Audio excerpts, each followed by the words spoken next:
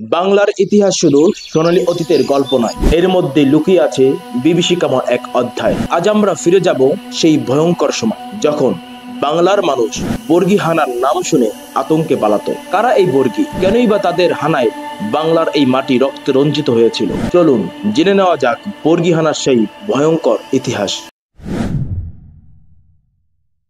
1741 থেকে 1751 সাল পর্যন্ত বাংলার ইতিহাসে বর্গীহানা এক বিভীষিকার নাম। মারাঠা বর্গী নামে পরিচিত এই আক্রমণকারীরা মূলত তারা মারাঠা সাম্রাজ্যের সৈন্য ছিল। তাদের নেতৃত্বে ছিলেন রঘুজি ভোসলে। বাংলার সম্পদ লুট করার লোভে তারা বারবার আক্রমণ চালায় বাংলার বিভিন্ন অঞ্চলে।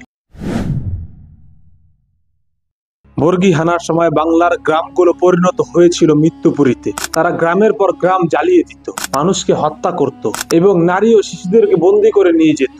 বাংলার মানুষ আতঙ্কে বর্গী আসছে বলে পালিয়ে যেত। ঐতিহাসিক নথি অনুযায়ী বর্গী হানার সময় বাংলার অর্থনীতি ও সমাজ ব্যবস্থা ভেঙে পড়েছিল। বাংলার নবাব আলীবর্দী খান বর্গীদের বিরুদ্ধে লড়াই করলেও তাদের দমন করা কঠিন হয়ে পড়ে। তবে বাংলার মানুষও নতি স্বীকার করেনি।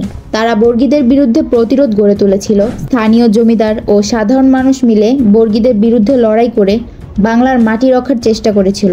এই সংগ্রাম বাংলার ইতিহাসে এক গৌরবময় অধ্যায় হিসেবে স্বীকৃত।